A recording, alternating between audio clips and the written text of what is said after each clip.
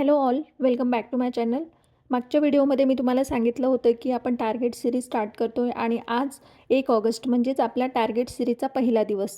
तर आजचे आपले टार्गेट आहेत पॉलिटीचे 2 चॅप्टर्स आणि जॉग्रफीचे 2 चॅप्टर्स. पॉलिटीमध्ये करायचं आहे आपल्याला राज्यघटना निर्मिती आणि राज्यघटनेची प्रमुख वैशिष्ट्ये.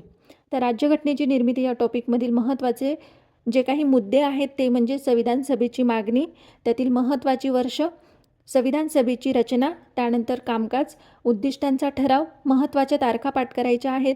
तसेच 1947मध्ये घटनेत झालेले जे काही बदल आहेत ते बदल पाठ करायचे आहेत. त्यानंतर संविधान सभेची इतर कार्य, संविधान सभेच्या प्रमुख समित्या, किरकोळ समित्या तसेच मसुदा समिती इन डिटेल करायची आहे. 26 नोव्हेंबर 1949 बद्दल वाचायचं आहे. तसेच प्रत्यक्ष अंमलबजावणी तसेच काँग्रेस पक्षातील तज्ज्ञांची समिती जी होती त्या समितीबद्दल वाचायचं आहे.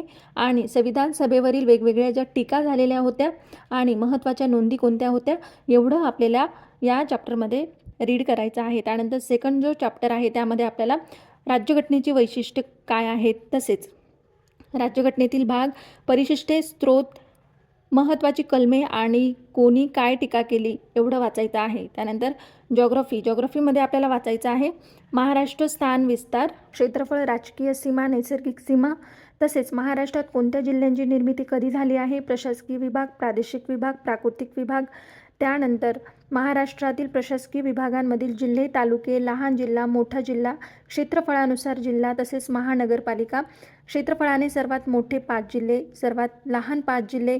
त्यानंतर महाराष्ट्रातील जिल्ह्यांना इतर जिल्ह्यांची लागून असलेली संख्या तसेच सारख्या नावाने उच्चारलेले तालुके, समुद्रकिनारा त्यांना लागलेले जिल्हे. एवढं सारं आपल्याला हे महाराष्ट्र स्थान आणि विस्तार या चॅप्टरमध्ये रीड करायचं आहे. दुसरा चॅप्टर आहे आपला प्राकृतिक भूगोल.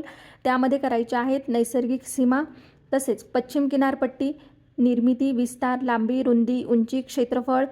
त्यानंतर दक्षिण कोकण, उत्तर कोकण, मध्य कोकण, खलाटी, वलाटी, पाऊस, मृदा, पश्चिम घाटाबद्दल बेसिक माहिती वाचायची आहे, डिटेलमध्ये वाचायचं आहे. त्यानंतर सह्याद्रीची वैशिष्ट्ये काय आहेत, प्रमुख जलविभाजक काय आहे, महाराष्ट्र पठाराबद्दल वाचायचं आहे. ज्या काही डोंगर रांगा आहेत त्यांच्यावर वारंवार आपल्याला प्रश्न विचारला जातो. मराठी ग्रामरमध्ये आपल्याला वाचायचं आहे समानार्थी आणि विरुद्धार्थी शब्द. इंग्लिश ग्रामरमध्ये आपल्याला basic grammar, subject plus verb agreement तसेच प्रायमरी ऑक्झिलरी वर्ब याबद्दल वाचायचं आहे. मॅथ्समध्ये आपल्याला वैवारी या टॉपिकबद्दल शिकायचं आहे. वैवारी टॉपिक परफेक्ट करायचा आहे. जेवढे जास्तीत जास्त तुम्हाला क्वेश्चन सॉल्व करता येतील तेवढे करायचे आहे. करंट अफेअर्समध्ये तुम्ही ज्या सोर्समधून अभ्यास करता त्याची 10 ते 15 पानं वाचायची आहे. तर अशा प्रकारे आपलं डे 1चं टार्गेट आहे हे.